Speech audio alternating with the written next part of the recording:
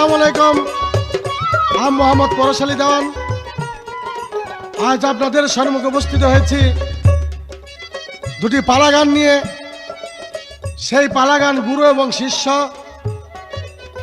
আজ আমার সাথে যে গানে প্রতিযোগিতা করবেন বাংলাদেশের সুধন্য গায়িকা আকলিমা বেগম এবং আমি পরশালী দেওয়ান। আজ আমি শিষ্যের ভূমিকা নিয়ে আমার বিপক্ষের গায়িকাকে গুরুর অভিনয় করতে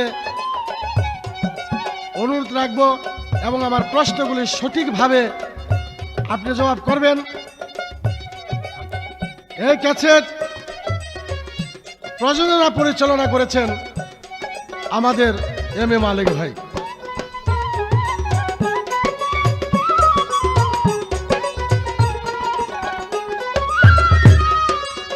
ছিলাম কোথায় এলাম কোথায় আবার বলো কোথায় যাই। ছিলাম কোথায় এলাম কোথায় আবার বলো কোথায় যাই। গুরু আমি দেশের খবর জানতে চাই। হাই রে গুরু আমি দেশের খবর জানতে চাই।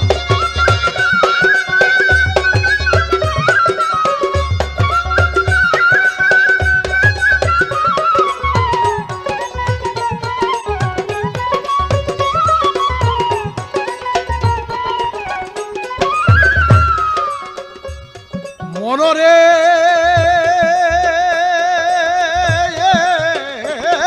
ভুলাম যখন ছিলাম নিয়াকার না ছিল মোর আকার সাকার। করেছিলাম কি বাহার সঙ্গীকে ছিল আবার।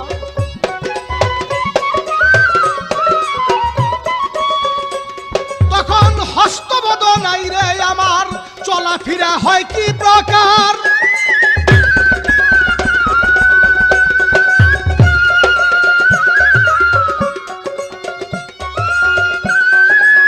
হস্তবদ নাই রে আমার চলাফেরা হয় কি প্রকার। ছিলাম আমি কার অধিকার আসল বিষয় জানতে চাই। ছিলাম আমি কার অধিকার আসল বিষয় জানতে চাই। গুরু আমি দেশের খবর জানতে চাই। হাই রে গুরু আমি দেশের খবর জানতে চাই।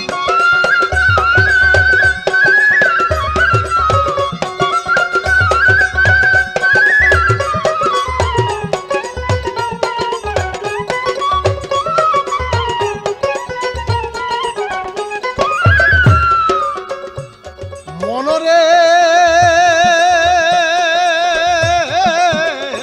ভুলাব মা জননীর ইঞ্জিন ঘরে কে উঠাইয়া দিল মরে। মা জননীর ইঞ্জিন ঘরে কে উঠাইয়া দিল মরে।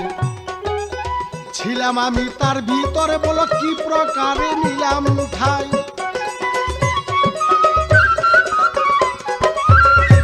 তখন না ছিল মোর দুইটাই আখি কেমন করে রাস্তা দেখি। না ছিল মোর দুইটাই আখি কেমন করে রাস্তা দেখি।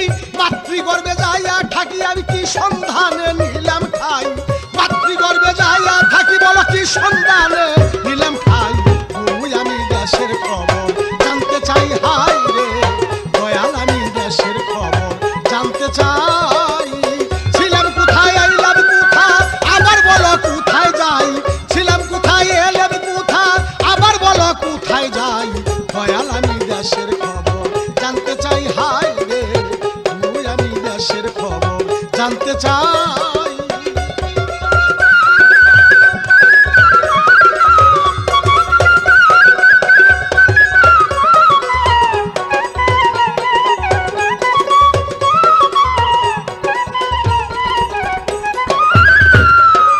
মনরে রজে বিজে করে মিলন পাঁচ পাঁচা 25-এর বন্ধন।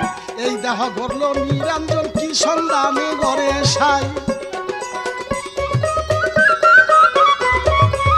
করেছে কি কারিগরি কোথায় বলো সেই মিস্ত্রি। করেছে কি কারিগরি কোথায় বলো সেই মিস্ত্রি। দয়াল রচ্চবে কয় তালাশ করি আমি দেশ বিদেশ ঘুরে বেড়াই।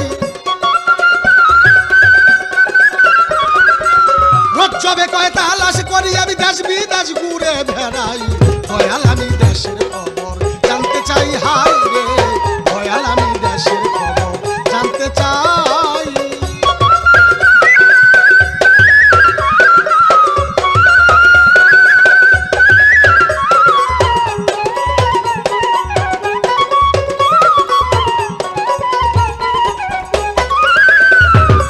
সম্মানিত শ্রোতা মণ্ডলীগণ আমার দয়াল বাবা রজওয়ালি দেওয়ান সাহেবের একটি বান্দা গান শীর্ষ পদে গাওয়া হলো। এ গানের প্রত্যেকটি ছন্দে প্রত্যেকটি কথায় প্রশ্নমূলক কথা। আশা রাখি আমার এই প্রশ্নের সঠিকভাবে আপনি জবাব করবেন। কেন গুরু এবং শিষ্য, শিষ্য আকাঙ্ক্ষাকারী, গুরু তার পূর্ণকারী। শিষ্য চাবে, গুরু তা দিবে। যদি গুরু দেওয়ার মতাবারে না দিতে পারে, কিন্তু আমার গুরুর কোনো দোষ আমি বলতে পারবো না, আমার গুরুর দোষ বলতে পারবো না। যদি গুরু ওইরকম চাইলে পরে না দিতে পারে, তখন আমি মনে করবো যে আমার গুরু ভালো, কিন্তু এটা আমার কপালের দোষ। গুরু ভালো, কপালের দোষ। তবে গুরু কিন্তু খারাপ না, যার একবার স্বীকার করে ফেলে সেটার উল্টানো যায় না বিধায়। তবে আমি দয়ালের কাছে এতটুকু অনুরোধ করবো যে দয়াল, আমি যা চাই আপনি সঠিকভাবে সে কথাগুলো দিবেন।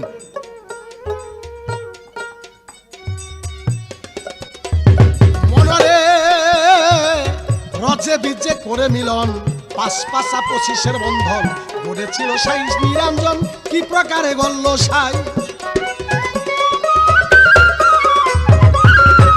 তাতে করেছে কি কারিগরি, কোথায় রইল সেই মিস্ত্রি।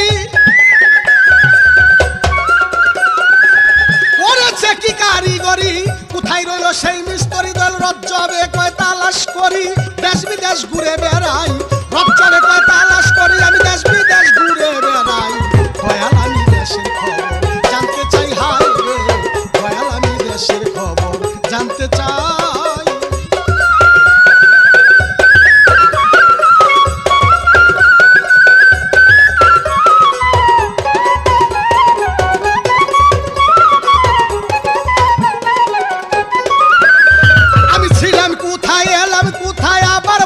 কোথায় যাই, আরে ছিলাম কোথায়, এলাম কোথায়, আবার বলো কোথায় যাই। দয়াল আমি দেশের খবর জানতে চাই হাই রে, দয়াল আমি দেশের খবর জানতে চাই হাই রে, দয়াল আমি দেশের খবর জানতে চাই।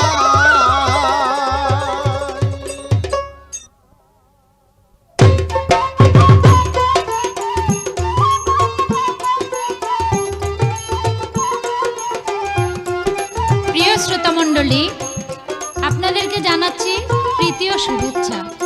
আপনাদের জন্য এবারের উপহার গুরু এবং শিষ্য। এই গুরুর ভূমিকায় গান করব আমি নিজে, মুসাম্মদ আকলিমা বেগম। আর শিষ্যের ভূমিকায় যিনি গান করবেন তিনি হলো বাংলাদেশের প্রখ্যাত গায়ক পরশালী দেওয়ান। এই ক্যাসেটটি প্রযোজনা করেছেন M.A. মালেক। এই ক্যাসেটটি প্রযোজনা করেছেন M.A. মালেক।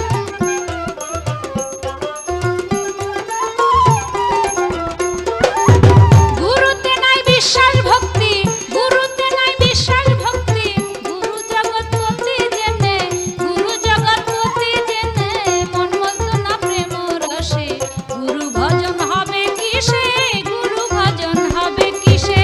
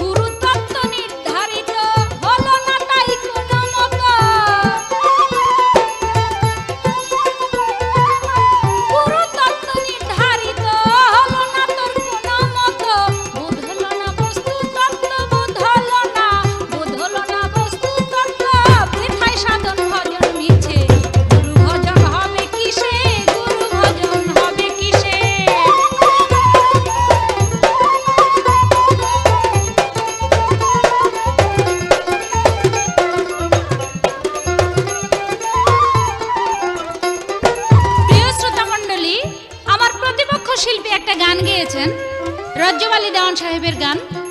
সেই গানের ভিতরে প্রতিটা কথায় তার প্রশ্ন। সেই প্রশ্নমতো গানটা তিনি গেয়েছেন, সেটা হলো দয়াল আমার দেশের খবর জানতে চাই, ছিলাম কোথায় আইলাম কোথায় আবার যেন কোথায় যাই, দয়াল আমার দেশের খবর জানতে চাই। তো এই গানের ভিতরে অনেকগুলি প্রশ্ন আছে। উনি মায়ের গর্ভে যখন ছিল, সে মায়ের গর্ভে থাকাকালীন তার হাত ছিল না, পাও ছিল না, তার আকার সাকার ছিল না, সে চললো কিভাবে, দেখলো কিভাবে, আহার করছে কি, তার সঙ্গে ছিল কে, তারপরে হাত ছাড়া পা ছাড়া সে চললো কিভাবে, কার অধিকার ছিল, মায়ের ইঞ্জিন ঘরে তাকে প্রবেশ করাইয়া দিল কে, এবং তার চোখ ছিল না, দেখলো কিভাবে। এই কতগুলি প্রশ্ন নিয়ে রজ্জবালি দেওয়ান সাহেবের এই গানটা তিনি গেয়েছেন। তো এই গানের উত্তর আবার আরেকটা গান আছে, সেই গানটা আমি গাবো না, সেটা আমি মৌখিকভাবে আমি তার প্রশ্নের জবাব দিয়ে যাব। সেই গানটার শুধু মুখটা জানাচ্ছি, যেমন পিতার মুন্ডে ছিলাম আমি নিরাকার, নির অর্থ জেনে লও পানি কে বলে তার নায়াকার, পিতার মুন্ডে ছিলাম আমি নিরাকার। তাই আমি বলবো, সেখানে যখন মায়ের গর্ভে একটা শিশু যখন থাকে, তখন মা বাবা যখন ভাত মাছ খায়, ওইরকম ভাত মাছ খাওয়ার শিশুর প্রয়োজন হয় না, তার একটা আহার আছে। কি আহার আছে? যেমন মায়ের নাড়ের সাথে সন্তানের নাড়ের সাথে জয়েন্ট থাকে, ওই নাড়ের সংযুক্ত নাড় দিয়া সে আহার করে কি, মায়ের কিছু রক্ত পান করে সেই শিশুটা, তাতেই শিশুর জীবন রক্ষা হয়। শিশুর সঙ্গে সঙ্গে ছিল কে? সঙ্গে সঙ্গে ছিল, সর্বপ্রথম ছিল তার একটি মাত্র আত্মা, সর্বপ্রথম ছিল একমাত্র আত্মা, যাকে বলে পরমাত্মা। সেই পরমাত্মা থাকাকালীন আস্তে আস্তে যখন 5 মাস হয়ে যায় একটা শিশুর, তখন তার ভিতরে আসে পঞ্চ আত্মা। তিনি আমাকে এই গানের ভিতরে আরো কিছু কথা বলছে, যে হাত পা ছিল না, আমি কিভাবে চলছি। হাত পা না থাকলেও সে শিশুর লড়ার কোনো প্রয়োজন নাই, তার মা হাঁটে, তাতে শিশুর হাঁটা হয়, লড়াচড়া হয়। তার মা ধরতে গেলে সেখানেই তার মায়ের হাত পা দিয়েই তার কর্ম চালাইছে, যখন একটা শিশু মায়ের গর্ভে থাকেন বা ছিলেন। এবার তিনি বললেন, আমি কার অধিকার? মায়ের গর্ভে থাকাকালীন বাবার অধিকার। একটা সন্তান মায়ের গর্ভে যখন থাকে, সে থাকে বাবার অধিকার। এবার বলে যে আমারে মায়ের গর্ভে পৌঁছায় দিল কে? মায়ের গর্ভে আপনাকে পৌঁছায় দিছে আপনার বাবা।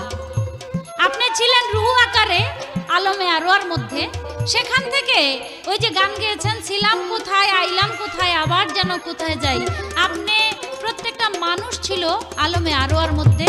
আলমে আরওয়া হইতে যখন নাকি পিতৃমস্তকে এলেন, পিতৃমস্তক থেকে বাবা পৌঁছায় দিল নিয়া মায়ের গর্ভের মধ্যে। তাই তো সেখানে যাওয়ার একমাত্র রাস্তা, পথ হইল বাবা ছাড়া কোনো সন্তান মায়ের গর্ভে যেতে পারেন না।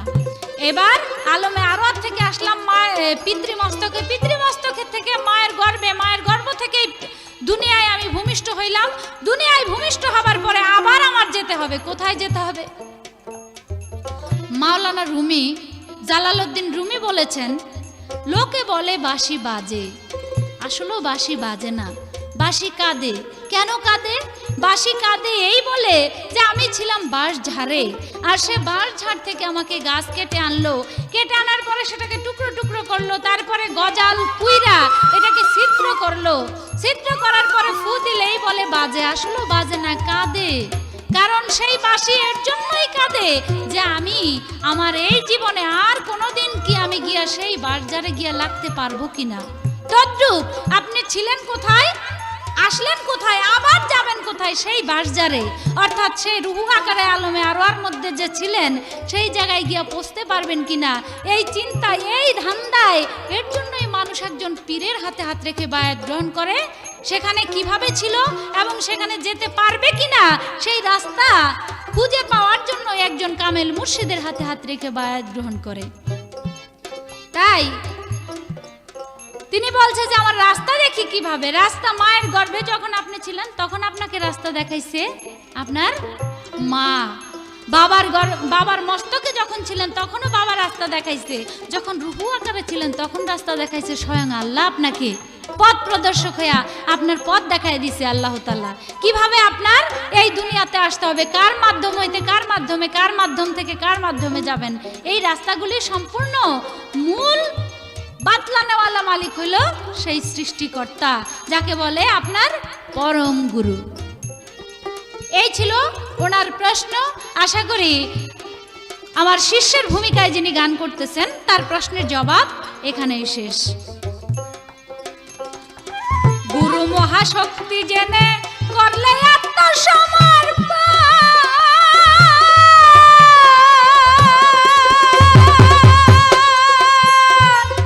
আত্মসৎগুরুকে দিলে অকালে হয় না মরণ।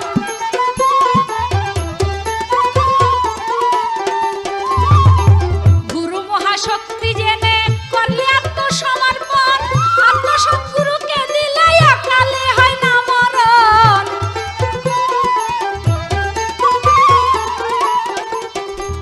যেমন সোনাতে সোহাগা দিলে দুই জনা এক যোগে চলে, সোনাতে সোহাগা দিলে দুই জনা এক যোগে চলে, গুরু শিষ্য তেমনি হলে যাওয়া যেত যাতে মিশে, গুরু ভজন হবে কিসে, গুরু ভজন হবে কিসে।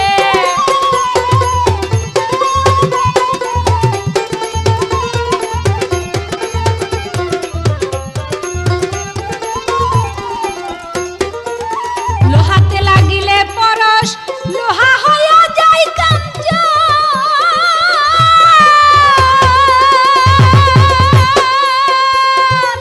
লোহা যদি সোনা হইতো লোহা না লইতো কখন।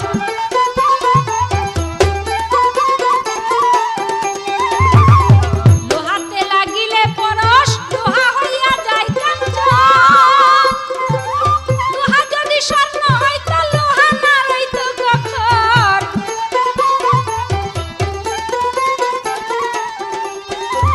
ও তোর মন মতো না প্রেম রসে ধরলো এসে বিষয় বিষে, মন মতো না প্রেম রসে ধরলো এসে বিষয় বিষে, রজ্জবে তাই অবশেষে মনের দুঃখে ভাবছে বসে, গুরু ভজন হবে কিসে, গুরু ভজন হবে কিসে।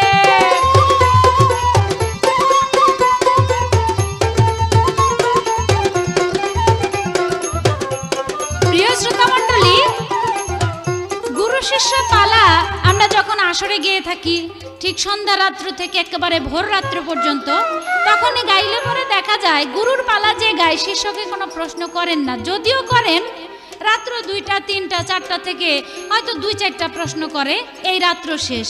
বিশেষ করে দেখা যায় শিষ্যের ভূমিকায় যিনি গান গায় তিনি প্রশ্ন করে গুরুকে বেশি, যদি করে গুরু মনে চায় 2-4টা করে। কিন্তু এখন এত বড় রাত্র না, মাত্র 1 ঘন্টার ক্যাসেটের মধ্যে আমাদের যদি আমি সেই সময় হিসাব করতে যাই তাহলে কোনো প্রশ্ন করাই ওনাকে চলবে না। কাজেই ছোট্ট করে কোনো প্রশ্ন নয়, যেমন একজন শিক্ষক যদি একটা ছাত্র তৈরি করে তাকে লেখাপড়া শেখায়, সেই শিক্ষক তাকে প্রথম ধৈরেই বলতে পারে না যে আমি তোমাকে এই প্রশ্ন করলাম তুমি আমার প্রশ্নের জবাব দাও।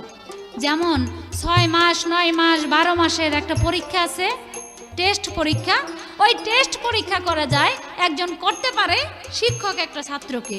তদ্রূপ আমি তাকে সময়ের অভাবের জন্য এখনই তাকে ছোট্ট করে একটা টেস্ট পরীক্ষার মতো পরীক্ষা করা হবে। আমি জানতে চাই, আপনি বলবেন আপনি একজনের হাতে হাত রেখে বায়াত গ্রহণ করেছেন, তাকে পীর বলে সাব্যস্ত করেছেন, গুরু বলে স্বীকার করেছেন। আপনার সাথে যা আছে আপনার পীরের সাথে তাই আছে। যেমন আপনার হাত পা আছে, 2টা হাত আছে 2টা পা আছে, আপনার পীর সাহেবেরও 2টা হাত 2টা পা, আপনার একটা মাথা আপনার পীরেরও একটা মাথা, আপনার 2টা চোখ আপনার পীরেরও 2টা চোখ। তাহলে আমি জানবো যা আপনার সাথে আছে তা আপনার পীর সাহেবের সাথে আছে। তারপরেও আপনি কেন একজন মানুষ হইয়া আরেকজনের কাছে হাত রেখে বায়াত গ্রহণ করলেন, তাকে পীর বলে সাব্যস্ত করলেন, তার কারণ কি? এই আপনার কাছে ছোট্ট করে একটা টেস্ট পরীক্ষার মতো পরীক্ষা রইল আর কি। গুরুতে নাই বিশ্বাস ভক্তি, গুরুতে নাই বিশ্বাস ভক্তি, গুরু জগৎপতি জেনে মন মজবো না প্রেম রসে, গুরু ভজন হবে কিসে,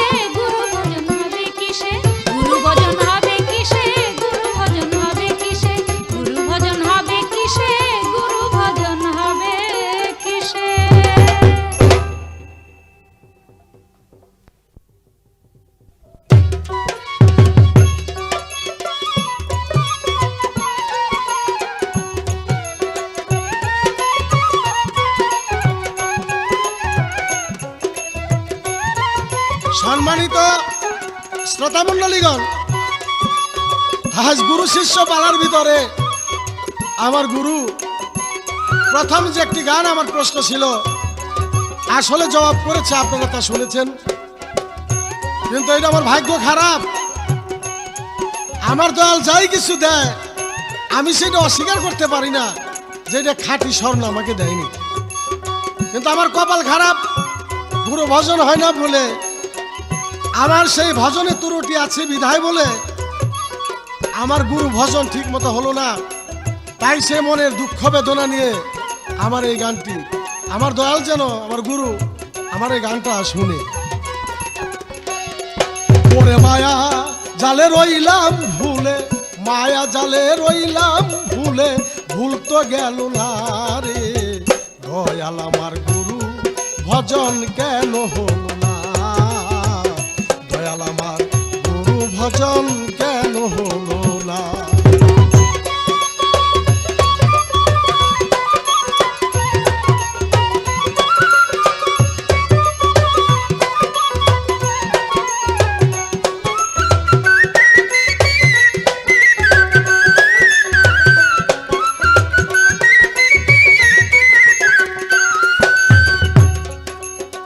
লক্ষ জনম ভ্রমণ পরে মানুষ জনম পাইয়া, হেলায় হেলায় দিন ফুরাইল কুস্বভাব পাইয়া, আমার কুস্বভাব নিয়া।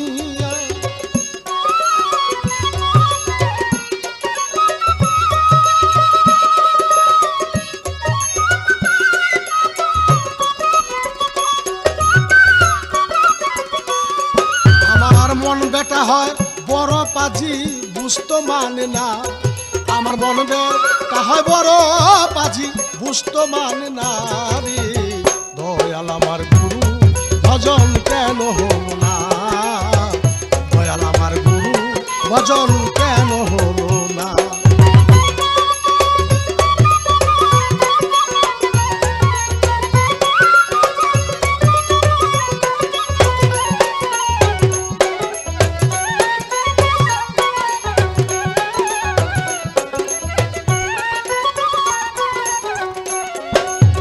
মহাজনের 16 আনা চালান পত্র নিয়া, লাভ করিব আশা ছিল সব ফালাইছি খাইয়া, দয়াল সব ফালাইছি খাইয়া।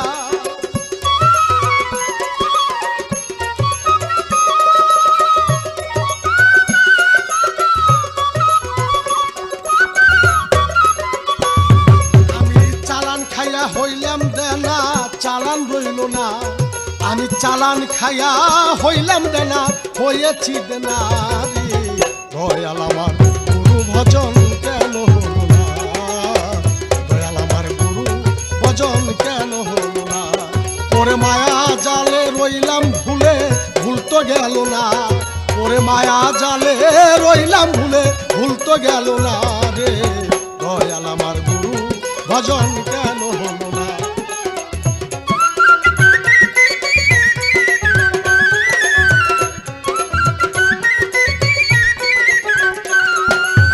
আজ মহতি সভায় আমার গুরু আমাকে যেভাবে বুঝাইলেন, আমার একটি গান ছিল রজমালী দেওয়ান সাহেবের, ছিলাম কোথায় এলাম কোথায়, আবার বলো কোথায় যাই, দয়াল আমি দেশের খবর জানতে চাই।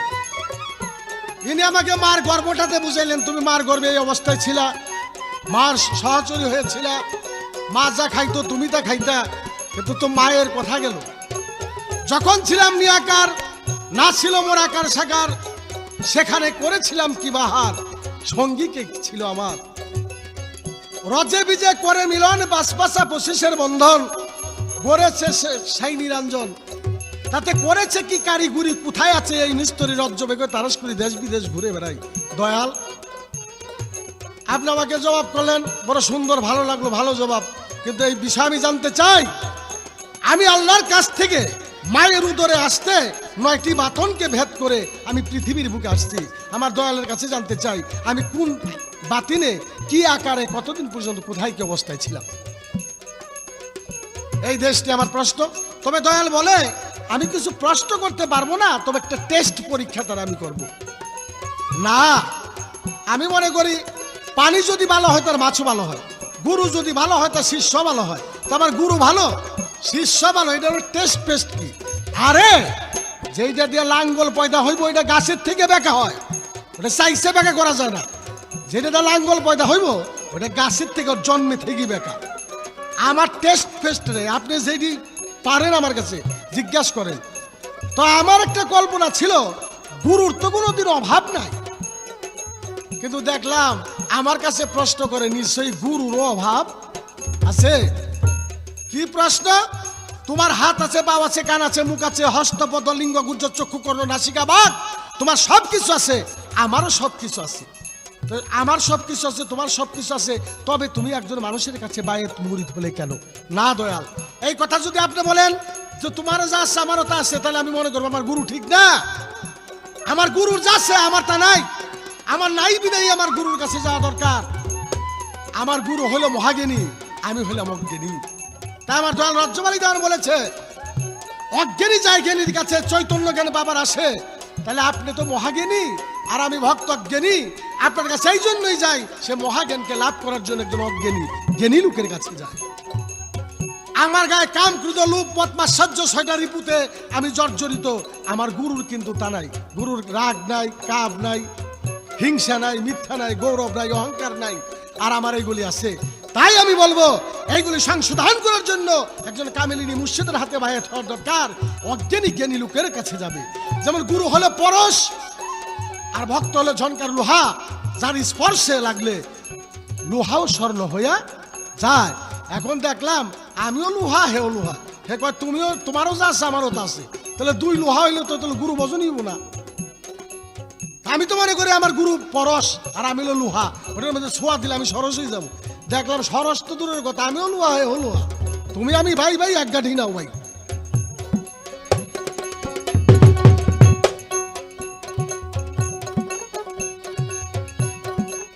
মহাজনের 16 আনা চালান পত্র নিয়া লাভ করিতে এসেছিলাম, সব ফালাইছি খাইয়া।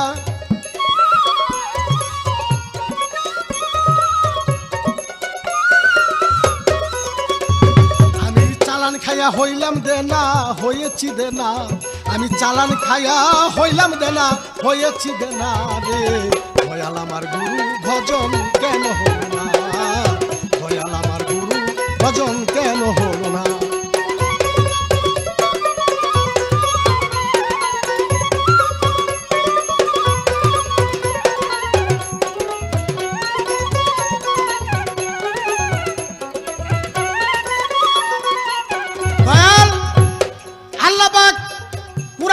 সূরা ফাতির 10 নম্বর আয়াতের মধ্যে বলেছে তুমি বায়াত গ্রহণ করো। মাইয়া লোকের বায়াতের কথা কোরআনে আছে কিনা? মাইয়া লোক কিভাবে বায়াত হবে? একজন পীরের কাছে মাইয়া লোকও বায়াত হয়, পুরুষ লোকও বায়াত হয়। তাহলে এক পুরুষ আর এক পুরুষকে বায়াত করবে, অসুবিধা নাই, করতে পারে, কিন্তু একটা মাইয়া লোকের ব্যাপার, তিনি মুরিদ হইতে পারবে কিনা আমার একটু বুঝাইবে। বাংলাদেশের মধ্যে যত পীর আছে সমস্ত পীরের দরবারে আমি যাই দেখছি।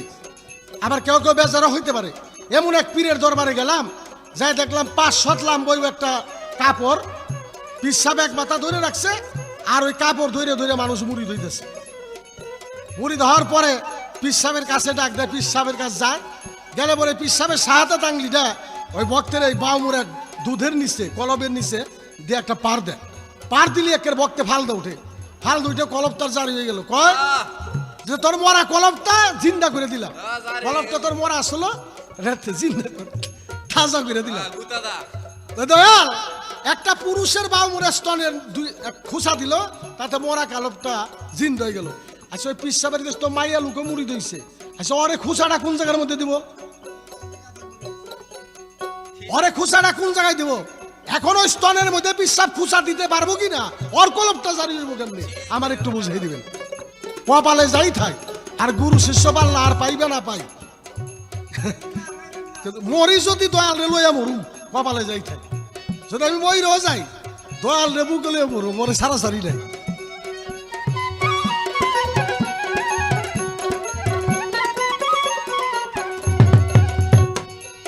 পরশের এই মানব জনম বিফলেতে যায় নিজ গুণে অধীন জেনে রেখো তোমার পায় দয়াল রেখো তোমার পায় তুমি নিজ গুণে চরণ ছাড়া আমায় করো না করে মায়া জালে রইলাম ভুলে মায়া জালে রইলাম ভুলে ভুল তো গেল না রে দয়াল আমার গুরু ভজন কেন হলো না দয়াল আমার গুরু ভজন কেন হলো না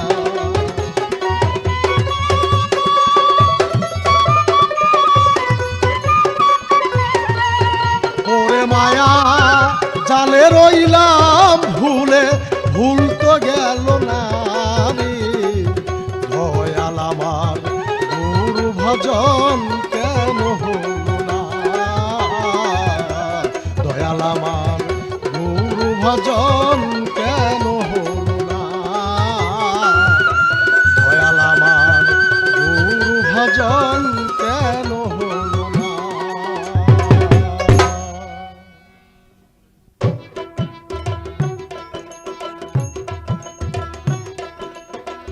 প্রিয় শ্রোতা মণ্ডলী, আমার শিষ্য আমার যা কথা ছিল তিনি বললেন এবং তার কথাগুলোও তিনি আমার কাছে রেখে গেলেন। আমি তাকে একটা কথা বলছিলাম যে ওনার কাছে তো আমার কোনো প্রশ্ন করা চলে না, কয় আমার গুরুরও যেমন আবার অভাব আছে এর জন্য আমার প্রশ্ন করছে। আমি জানতাম না আমার শিষ্যের কানের মধ্যে কোনো গন্ডগোল আছে, কারণ আমি আগেই বলে গেছি যে আমরা স্টেজে যখন পালা গাই গুরু শিষ্য, তখন গুরু কোনো প্রশ্ন শিষ্যরে জিগায় না, তো রাত্র 2টা 3টা বাজলে পরে ওই টেস্ট পরীক্ষার মতো 2-1টা কথা জিজ্ঞেস করা হয়, একটু পরীক্ষা করা হয়। কয় আমার মনে হয় আমার গুরুরও অভাব আছে। আরে অভাব নাই, অভাব নাই, এটা তো একেবারে মানে সাদা মাটা গান হয়ে যাবে। এর জন্য আমি 2-1টা পরীক্ষামূলক আপনার কাছে কথা রাখছিলাম। সেটা কি কথা? আমি বলছিলাম যে আমার মাঝে যা আছে আপনার মাঝেও তা আছে। আপনি যাই না শুই না আপনি আমার কাছে আইসা হাতে হাত রেখে বায়াত গ্রহণ করবেন কেন? আরেকজন মানুষকে আপনি পীর বলে সাব্যস্ত করবেন কেন? তিনি এখন বলতেছে যে গুরু এটা আপনার ভুল কথা, আপনার মাঝে যা আছে আমার মাঝে তা নাই। আমি চাইছি তো এইটা। কানাই কয় তোর বউ কই, আমিও কই তাই কই। আমি জানতে আপনার মুখ থেকে এত জোরে বড় গলা করে আপনি এই কথাটা বলেন যে গুরু এটা ভুল বলছেন, আপনার মাঝে যা আছে আমার মাঝে তা নাই। আমি শুনতেই তো চাইছি এটা, এর জন্যই তো আমার বলা এটা। তাইলে দেখা গেল আমার আর বেশি কিছু বলতে হলো না, আপনি নিজের মুখেই নিজে বললেন যে অবশ্যই আপনার মাঝে আমার মাঝে অর্থাৎ গুরুর মাঝে শিষ্যের মাঝে অনেক আকাশ পাতাল ব্যবধান রয়ে গেছে। এমন কিছু গুরুর মাঝে আছে সেই জিনিসের জন্যই একমাত্র শিষ্য যায় গুরুর কাছে, সেটা আপনি নিজের মুখে স্বীকার করলেন। এটা আপনাকে বলাইবার জন্য কিন্তু আমি এই কায়দায় বলছি কথাটা। বেশ আমার আধারটা গিলছেন ভালো করেই আপনি। তা কিছু কিছু আধার আছে, এই আধার গিললে কিন্তু টাকরাই বাইজা তারপরে উপরে টাউন লাগে। যাক, আমার ভক্ত চালাক কম না কোনো অংশে। তিনি জবাব করলেন যে কেন এক মানুষ হয়ে আরেক মানুষের কাছে যায়? সে গুরু হইল মহাজ্ঞানী আর সে হইল ক্ষুদ্র জ্ঞানী। গুরু হইল চতুর্দিকে জ্ঞান দেখেন, ষড়রিপুর বশীভূত না গুরু। গুরুর বিভিন্ন সাইডের গুণ আছে, সেই গুণ ভক্তের মাঝে নাই। গুরু, এই গু হইল শিষ্যের অংশ, এটা হইল অন্ধকার, আর রু হইল গুরুর অংশ, এটা হইল রসনাই। এই ঘোর অন্ধকার দেহটাকে রসনাই করার জন্য, আলোতে পরিপূর্ণ করার জন্যই একজন ভক্ত যায় গুরুর কাছে। বেশ সুন্দর জবাব দিয়েছেন উনি। এবার তিনি আমার কাছে কিছু কথা রেখেছে, তার কথার সম্পূর্ণ মীমাংসা আমি দিব। তিনি গানের মধ্যে কথা রেখেছেন, দয়াল আমার গুরু ভজন হলো না। কেন হলো না তা আমি জানি না।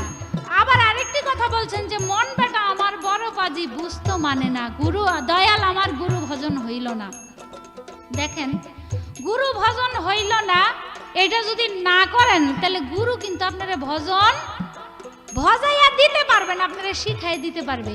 যেমন আমি যদি বলি ভক্ত আপনি আমার এই কথাটা রাখেন, আজকে আপনি অন্তত পক্ষে ওই যে কি সদরঘাটের ওপারে জিঞ্জিরা থাকবেন, আজকে আপনি জয়পাড়া যাইবেন না। আর আপনি যদি মনে করেন যে দূর আমার গুরু কইছে তাতে কি হয়েছে, আমার যেই জায়গায় মনে হয় আমি সেই জায়গায় চলে যাবো, আমার বাড়িতে আমি চলে যাবো, তা ভাবলে কিন্তু চলবে না। গুরু আপনাকে বলছে সেই কথা অবশ্যই শুনতে হবে। এখন না শুই না আপনার মন মতলবি চলা যদি আপনি চলেন, তাহলে আপনার গুরু ভজন কিভাবে হবে? গুরুর কথা আপনি মান্য করবেন, পরম গুরুর প্রতি আপনি খেয়াল রাখবেন, এবং মানব গুরু যে উসিলাটা আপনার জন্য উসিলা হয়ে এসেছে তাকেও আপনার অনুসরণ করতে হবে, তার কথা আপনার শুনতে হবে, তার কথা আপনার মানতে হবে, সেই কথা অনুযায়ী গুরুর কথা অনুযায়ী আপনার কর্ম চালাই যেতে হবে, তাইলেই আপনার গুরু ভজন হবে। আপনার মন বেটা বড় পাজি হইলে আপনি জ্ঞানের আশ্রয় নেন। যদি মন বেটা আপনার খারাপ থাকে, মরহুম কবি রজব আলী দেওয়ান একটা গান লিখছে, দেহরাজ্যের ইলেকশনে হও উইনার। এই গানের ভিতরে একটা কথা বলছে যে মন বাবু যদি আপনার ঝামেলা করে, তাহলে জ্ঞান বাবুরে পাশ করাইয়া আপনি এই দেহের ভিতরে ইলেকশন করে উইনার হয়ে যান। তাই আমি বলবো আপনাকে যে আপনার মন বেটা খারাপ থাকলে জ্ঞান বেটার আশ্রয়ে যান, আর সেই জ্ঞান বেটার আশ্রয়ে যখন যাবেন তখনই প্রয়োজন হবে একজন মানুষের। কোন মানুষ? জাতা মানুষ নয়, সাধারণ মানুষ নয়, যার ভিতরে মহা জ্ঞানের সঞ্চার হয়েছে। সেই ব্যক্তির কাছে ফুল কিছু আছে ফুটন্ত ফুল, আর কিছু আছে অফুটন্ত কলি। কলির কাছে গিয়ে আপনি কাজ হবে না, আপনার ফুটন্ত ফুলের কাছে যেতে হবে। তিনি আরেকটি কথা বলেছেন গানে, মহাজনের চালান খাইয়া আমি দেনা হয়ে গেছি।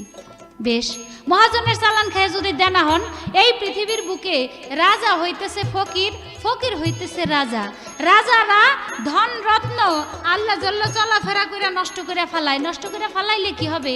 সে যদি আবার ভালো কর্ম করতে পারে, কর্মগুণে সে ভিক্ষুক গিয়া তার সেই রাজত্ব আবার সে কেড়ে নিতে পারে, তার যদি কর্ম ভালো থাকে। এখন সেই কর্মটা একা একা করলে চলবে না, সেই কর্ম বাতলায় দেওয়ার মতো একজন মানুষের দরকার। সেই মানুষই হইল আপনার পীর। তাই একটা গান গেয়ে নেই, তারপর আপনার সম্পূর্ণ কথার মীমাংসা করব।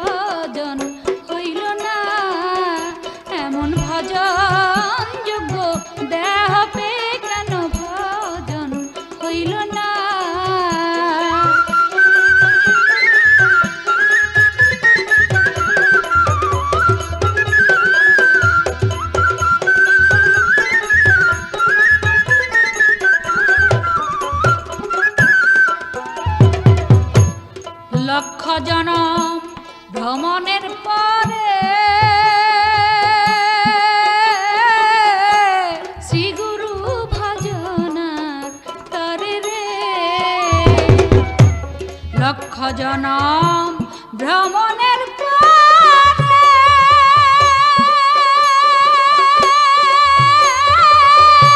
শ্রীগুরু ভজনার তরে রে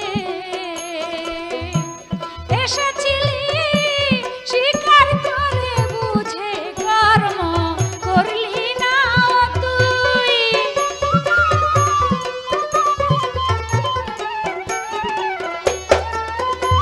ও তুই এসেছিলি স্বীকার করে বুঝে কর্ম করলি না, কেন ভজন হইল না এমন ভজন দেহতে, কেন ভজন হইল না।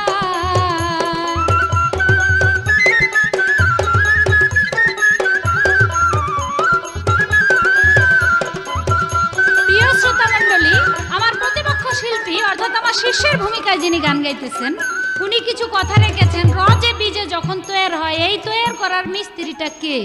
আল্লাহ পাক আল কোরআনে বর্ণনা করেছেন, সূরা আলাকের মধ্যে, আমি জমাট রক্ত হইতে একটা মানুষকে সৃষ্টি করেছি। আল্লাহ পাক আল কোরআনে আরো বর্ণনা করেছে, আমি কনকনা মাটি হইতে একজন মানুষকে সৃষ্টি করিয়াছি। আল্লাহ পাক আরো কোরআনে বর্ণনা করেছে, আমি রজ এবং বীজ হইতে একটা মানুষকে সৃষ্টি করিয়াছি।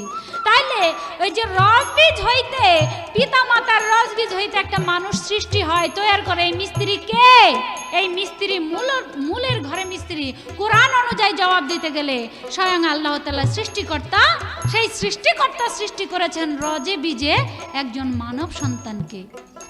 তিনি আরো একটি কথা বলেছেন, নিরাকার যখন তিনি ছিলেন তখন তার আহার ছিল কি? নিরাকার যখন মানুষ ছিল তখন তাদের কোনো আহার ছিল না, তাদের আহার বলতে একটাই আহার ছিল, সেই নাম সম্বল, গুরুর নাম মাত্র আহার ছিল। কোন গুরুর নাম? পরম গুরুর নাম ছিল একমাত্র নিরাকারে আহার। তিনি এবার একটি প্রশ্ন খুব সুন্দর করছে, মেয়েরা বায়াত হইতে পারে কিনা? পারে মেয়েরা বায়াত হইতে? আল কোরআনের ভিতরে এই কথা উল্লেখ করা হয়েছে যে মেয়েরা বায়াত হইতে পারে। সে মেয়েরা বায়াত হবে কিভাবে? যেমন আপনি ধর্মের জন্য বায়াত হইতে পারেন আরেকজন ধার্মিকের কাছে, আপনি ধর্মের জন্য আরেকজন ধার্মিকের কাছে বায়াত হইতে পারবেন। কোরআনের ভিতরে, আল কোরআনের মধ্যে এই কথা স্পষ্ট করে উল্লেখ করা হয়েছে। তাই আমার কাছে তিনি প্রশ্ন করলেন, এবার পুরুষ যখন বায়াত হয় তার বাম স্তনের মধ্যে শাহাদাত আঙ্গুলি দিয়া নাকি তার কলব জারি করে, কিন্তু একটা মেয়ে বায়াত হইলে কি অবস্থা হবে? একটা মেয়ে বায়াত হইলে তার আঙ্গুল দিয়া তারপরে কলব জারি করতে হবে না? তার কলব জারি করতে হইলে, যেমন কলব জারি করতে হইলে কয়েক প্রকারের ফায়েজ আছে। একটা আঙ্গুল দিয়া ফায়েজ দিতে হয় ধরাধরির মাধ্যমে, আবার আর একটা সিনাই লাগায়া ফায়েজ দিতে হয়, আবার আরেকটা হলো চোখে চোখে ফায়েজ। মানে পীর সাহেব ভক্তের চোখে চোখে তাকাবে, তাকানোর সঙ্গে সঙ্গে তার কলব জারি হয়ে যাবে। তার কাছে এবার আমার প্রশ্ন থাকবে, আপনি ছোট্ট করে এই কথাটার মীমাংসা করবেন সুন্দরভাবে। যেমন আপনার পিতার হুকুমও মানতে হবে, আপনার গুরুর হুকুমও মানতে হবে। আপনার গুরু বলল যে মাঘ মাসের 12 তারিখ পরশালী বইতে আমার বাড়িতে আসবা, আর আপনার বাবা এই মুহূর্তে অসুস্থ, এখন আপনার বাবার কাছে থাকবেন আপনি নাকি পীরের বাড়িতে যাবেন? যাইবেন কোনটা, করবেন কোনটা? আপনি এর একটা সূক্ষ্ম মীমাংসা দিয়ে দিবেন। এই পর্যন্তই আমার আপনার কাছে জিজ্ঞাসা। রজ্জব বলে সাধন হলে,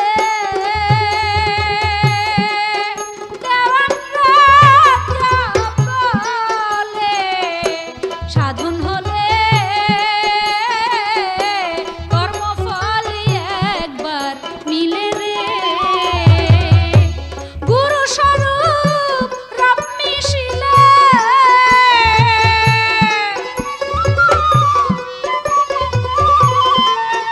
গুরুর স্বরূপে রূপ মিশে গেলে জন্ম মরণ হবে না রে, তো জন্ম মরণ হবে না, ভজন হইল না, এমন ভজন যোগ্য দেহবে কেন? ভজন হইল না, এমন ভজন যোগ্য দেহবে কেন? ভজন হইল না।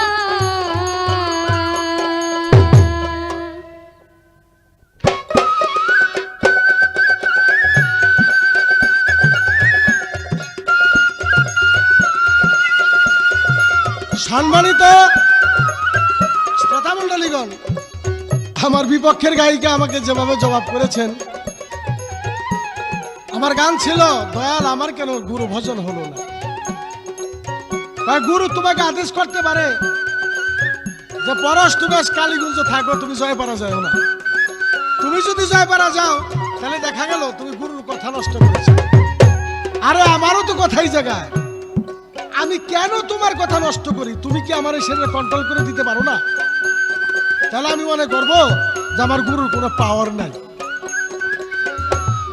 নিষ্পাওয়ার।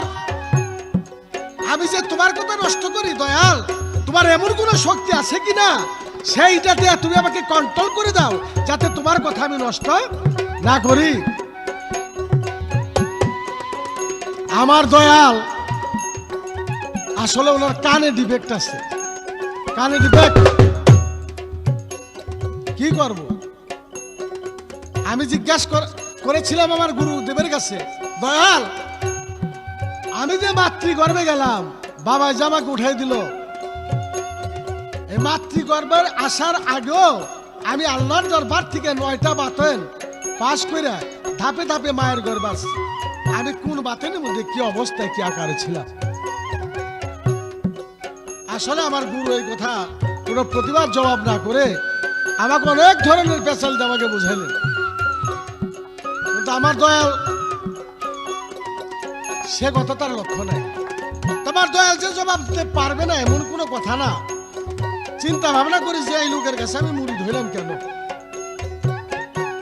আসলে কি দয়ালের চালানের কম, না এটা কি আমার কপালের দোষ? দয়াল আবার আমি স্মরণ করে দিলাম, আমি 9টা বাতেন পাস করে পৃথিবীর বুকে আসছি। আমি কোন বাতেনে কি অবস্থায় ছিলাম, কি আকার, আহার বিহার কিরকম ছিল? আমাকে প্রশ্ন করা হয়েছে, তোমার বাবা যদি আদেশ করে যে তুই তোর গুরুর বাড়িতে যাইতে পারবি না, তুই আমার কাছে থাকবি, তখন তুমি কি করবে? আমি আপনার জবাব দেওয়ার জন্য চেষ্টা করবো। একটি গান শুনেন। ওরে আমার এই দিন যাবে, সেই দিন আসবে, ওরে আমার সেই দিনে দিও না ফাঁকি, আমার সেই দিনে দিও না ফাঁকি। ওরে আমার দিনের কথা বলে রাখি, থাকিতে দিন বন্ধুরে, ওরে আমার দিনের কথা বলে রাখি।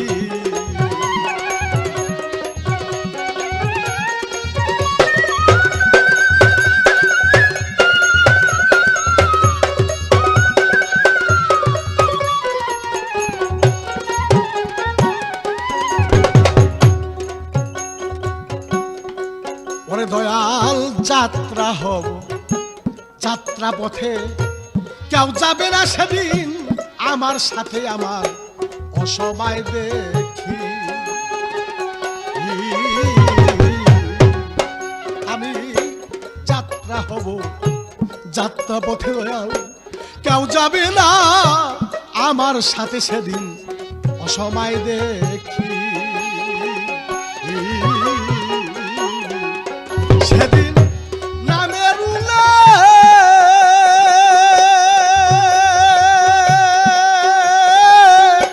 তালে তালে সেদিন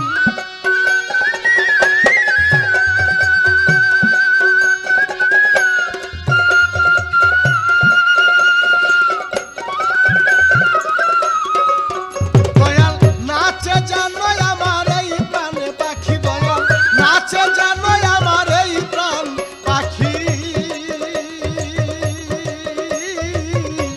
ওরে আমার দিনের কথা বলে রাখি, থাকিতে দিন বন্ধুরে, ওরে আমার দিনের কথা বলে রাখি।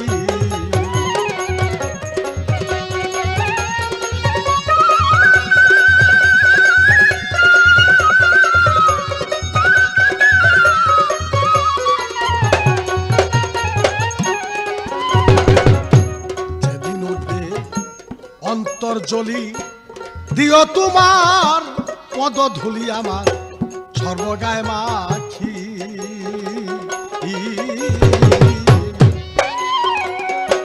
যেদিন উঠবে অন্তর্জলি দিও তোমার পদধূলি আমার সর্বগায় মাখি। সেদিন দীনবন্ধু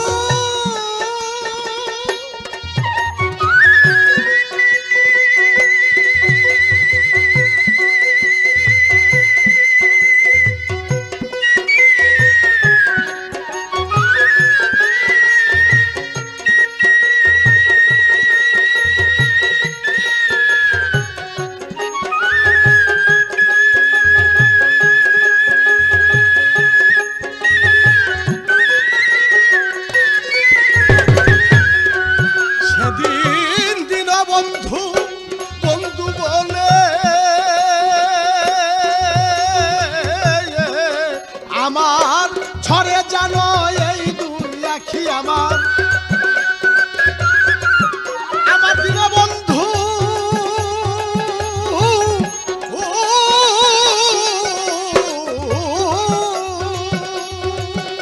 আমার দীনবন্ধু বন্ধু বলে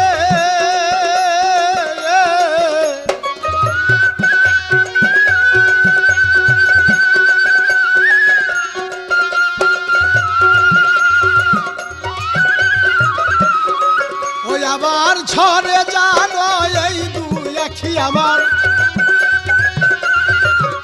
আবার ঝরে জানো এই দুই আখি ওরে আমার দিনের কথা মনে রাখি থাকিতে দীনবন্ধুরে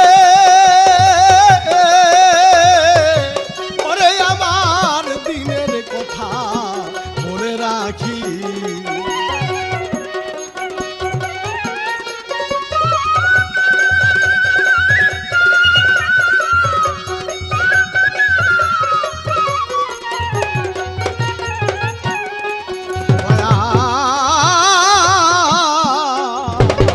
দয়াল যেদিন যাত্রা হব যাত্রা পথে কেউ যাবে না দয়াল আমার সাথে সেদিন অসময় দেখি যেদিন যাত্রা হব যাত্রা পথে কেউ যাবে না আমার সাথে সেদিন অসময় দেখি ওরে আমার দীনবন্ধু বন্ধু বলে আমার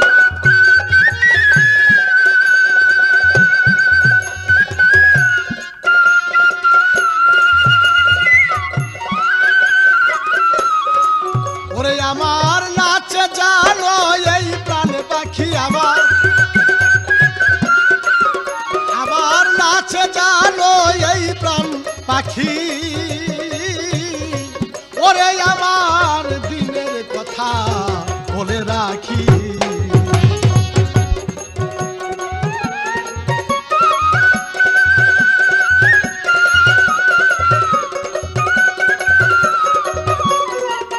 সম্মানিত শ্রোতামণ্ডলীগণ আমাকে প্রশ্ন করা হলো আপনার বাবা যদি নিষেধ করে আপনার গুরুর বাড়ি যেতে পারবেন না তখন আপনি কি করবেন আমি বলবো আমি আমার গুরুর বাড়ি যাব তার প্রমাণ করেছে শিবলি আলাইহিস ইসলাম একজন মানুষ যখন কামেল পীরের কাছে মুরিদ হয় তখন তার বাবা এবং মায়ের কাছে থেকে আদেশ দিয়ে যেতে হয় পিতা মাতা আদেশটা করলে গুরুর কাছে বাইরে হওয়া যাবে না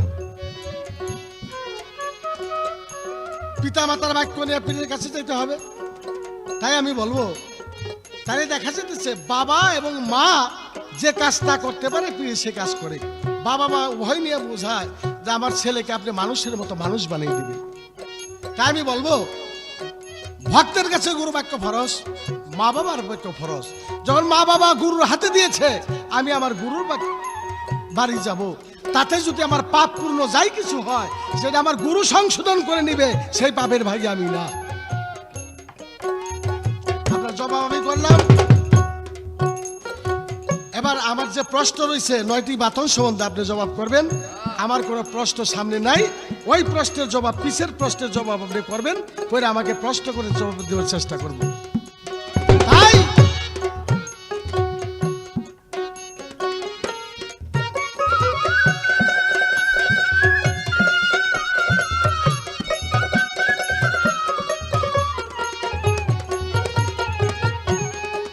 তাই যেদিন হব পথভ্রান্ত সঙ্গে থেকে আমার কুমেত কান্ত কমল আখি আমার এই প্রাণ পাখি যাইবার কালে আমি তোমায় জানো সামনে দেখি আমি তোমায় জানো সামনে দেখি ওরে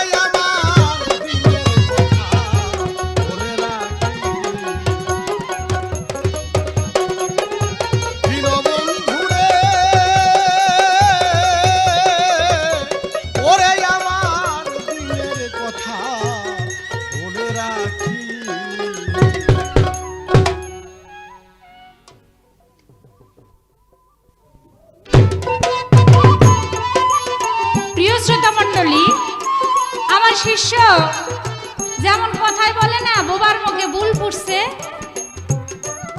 নামের বেলায় শিষ্য, কিন্তু কামের বেলায় কথা কয় কি একটা পাকনা পাকনা গুরুর মতো কথা কয়। আরে ধৈর্য ধরেন, ধৈর্য ধরেন। বেশি উইরা আকাশ ছুঁইতে চাইলে দেখা যায় যে পাকনা ভাঙ্গা পড়ে যায় নিচে। আপনি শিষ্য, আপনি যত বড়ই হন, আপনি কিন্তু উপদেশ দিতে পারেন না গুরুকে, এবং এমন কোনো কথা আপনার বলা উচিত না যেই কথায় আপনার গুরুর মনে কোনো ব্যথা লাগতে পারে। তাই আমি বলবো আপনাকে, আপনি বলছেন যে গুরুর শক্তি নাই, গুরুর কানে দোষ আছে। আরে শিষ্য ভক্ত, গুরুর শক্তিও আছে, কানে কোনো দোষও নাই। কারণ আমি দেখি, ট্রাই করে দেখি, পরীক্ষা করে দেখি যে আমার ভক্তের কানে দোষ আছে কিনা। আমি দুই একটা কথা মানে রেখে যাওয়ার একটাই উদ্দেশ্য যে আমার ভক্ত ঠিক আছে কিনা, আমার প্রতি অর্থাৎ আমার ভক্তের আমার প্রতি, গুরুর প্রতি তার লক্ষ্য আছে কিনা, তার নজর একদিকে আছে কিনা, আমি এই জিনিসটাই খেয়াল একদিকে আছে কিনা, এটা পরীক্ষা করার জন্যই আমি একটু ছলনার আশ্রয় নেই তার সাথে, দেখি যে সে কি করে আমার ভক্তে। আবার কয় দয়ালের চালান কম। দয়ালের তো চালান সব সময় কম থাকে। দয়াল হইল দয়ার সাগর, সে দয়ার সাগরকে কখনো বলে না তার চালান কম। যে দয়ার সাগর, সে দয়ার সাগর একজনই, সে একজন দয়ার সাগরের যে সাগর, সাগরের আমার চালান কম হয় কেমনে? ব্যাপার হয়েছে কি, বাড়িওয়ালারে ধমকায় ভাড়াইটা, এক ধরনের কথা আছে না। যাক, আমি দোয়া করি আমার ভক্তরে, আমার ভক্ত যেন এইভাবেই কথা বলতে পারে গুরুর সঙ্গে। বেশ, এবার তিনি আমাকে আরো বেশ কিছু কথা বলছেন। কয় অলৌকিক শক্তি দিয়া আপনি আমাকে কুপথ থেকে ফিরে আনতে পারেন না, আপনার কথা আমি শুনবো না। কেন? শোনার মতো আপনি ব্যবস্থা করে দেন আমাকে, শুনবার মতো ব্যবস্থা। আপনাকে কুপথ থেকে সুপথে আনার ব্যবস্থা কিন্তু গুরুর নাই, সেটা আপনার মাঝেই রয়েছে। কি আপনার মাঝে? ভক্তি, বিশ্বাস। এই বিশ্বাস আর ভক্তি যার মাঝে নাই, সেই ব্যক্তিকে ঘুরানোর মতো ক্ষমতা কারোই নাই। আল্লাহ পাক আল কোরআনে বলেছে, পরম গুরু যিনি আল্লাহ, তিনি বলেছে যেই বান্দা নিজের ভাগ্যকে নিজে পরিবর্তন করতে না পারে, তার ভাগ্য আমি নিজেই পরিবর্তন করি না। সে হলো পরম গুরু, আর আমি হলাম মানব গুরু। তাহলে আমি বলবো, পরম গুরুই যখন বলছে যার যার কর্মকে সেই করতে হবে, যার যার ভাগ্য পরিবর্তন সেই করতে হবে, শুধু রাস্তা বাতলায় দেওয়ার মতো মালিক হইলাম আমি। তাই আমি বলবো, বিশ্বাস, ভক্তি, এই জিনিসগুলি যতদিন না থাকবে ততদিন গুরুর দোষ ত্রুটি ধরা পড়বে আপনার কাছে, এবং আপনার এই কাজ হবে না, সেই কাজ হবে না, গুরু ভজন হবে না। এইসব ধরা পড়বে তখনই যখন আপনার বিশ্বাস ভক্তির অভাব থাকবে। আপনার এখনো সময় আছে, বিশ্বাস ভক্তি অন্তরে জাগ্রত করেন, তবেই দেখবেন যে দুনিয়াতে সবকিছু ভালো হয়ে গেছে। আপনার গুরুও ভালো, আপনার গুরু কানেও শুনে, আপনার গুরুর চালানও আছে।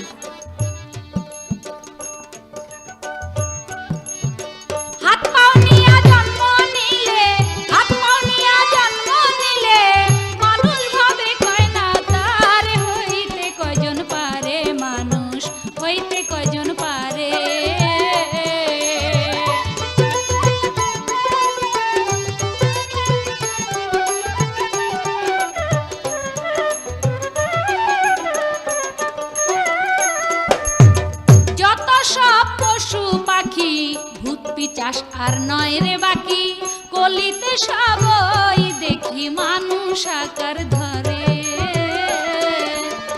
লক্ষ জনে ভ্রমণ করে মানুষ, তার পরে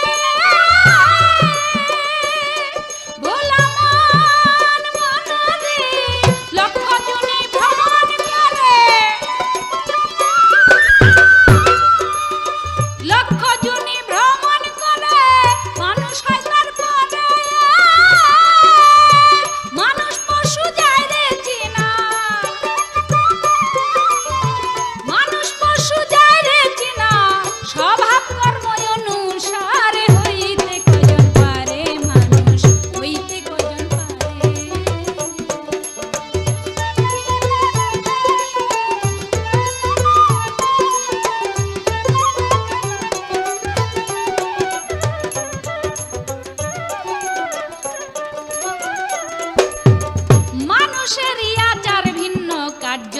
তাহাই পাবি চিহ্ন সকলেরই অনুগত নিত্য সদাচারে। দেবজি ভাই গুরুর ভক্ত জীবেই দয়া করে, পঞ্চরসে থাকলে মাখা, পঞ্চরসে থাকলে মাখা, তারে সূক্ষ্ম মানুষ বলে হইতে কয়জন পারে, মানুষ হইতে কয়জন পারে। ভাবিয়া জানালে বলে মানুষেতে মানুষ মিলে, এই মানুষের কৃপা পাইলে কতই মানুষ তরে। যাতে যাতে একই মানুষ আসিল সংসারে, কোটি মানুষ তরে যাবে, কোটি মানুষ তরে যাবে, মানুষেরই নামের জোরে হইতে কয়জন পারে, মানুষ চিনতে কয়জন পারে। হাত পাও নিয়ে জন্ম নিলে, হাত পাও নিয়ে জন্ম নিলে, মানুষ বলে কয় না তারে হইতে কয়জন পারে, মানুষ হইতে কয়জন পারে।